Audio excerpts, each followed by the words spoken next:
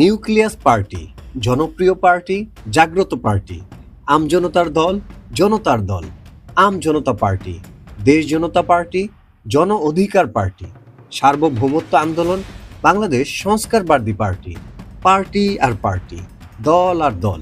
যে বাগানে ভ্রমর আসে না, সে বাগানে ফুল ফোটে না।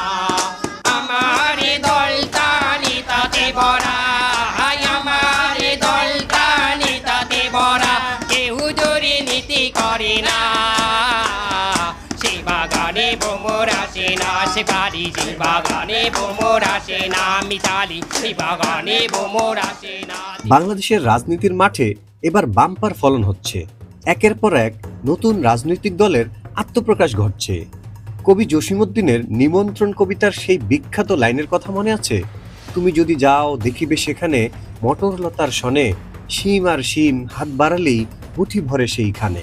কবি বেঁচে থাকলে এখন হয়তো লিখতেন, তুমি যদি যাও দেখিবে সেখানে রাজনৈতিক দল আর দল, হাত বাড়ালেই মুঠি ভরে সেইখানে। কৃষকের ফসলের মাঠে বাম্পার ফলন হলে কৃষকের মুখে ফুটে ওঠে আনন্দের হাসি, কিন্তু রাজনীতির মাঠের বাম্পার ফলনে সাধারণ মানুষের কপালে চিন্তার ভাঁজ। ঘন্টায় ঘন্টায় প্রসব হওয়া এত রাজনৈতিক দল দেখে জনগণের মনেও প্রশ্ন জাগে, এত রাজনৈতিক দল দিয়ে আমরা কি করিব?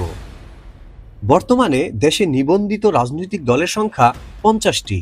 নির্বাচন কমিশন সচিবালয়ের তথ্য অনুযায়ী দ্বাদশ জাতীয় সংসদ নির্বাচনের আগে নিবন্ধন পেতে নতুন 93টি দল আবেদন করেছিল।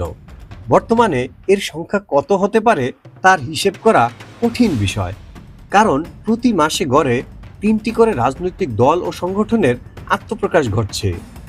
শেখ হাসিনার শাসনের পতনের পর অর্থাৎ 2024 সালের আগস্ট থেকে গত 9 মাসে 30টিরও বেশি রাজনৈতিক দলের নাম যুক্ত হয়েছে বাংলাদেশের রাজনৈতিক অঙ্গনে।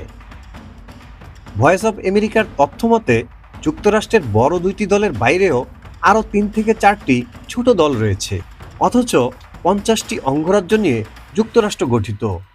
দেশটির জনসংখ্যা প্রায় 32 কোটি 82 লক্ষ, আর আমাদের 56,000 বর্গমাইলের 18 কোটি মানুষের দেশে নিবন্ধিত রাজনৈতিক দলই আছে 50টি।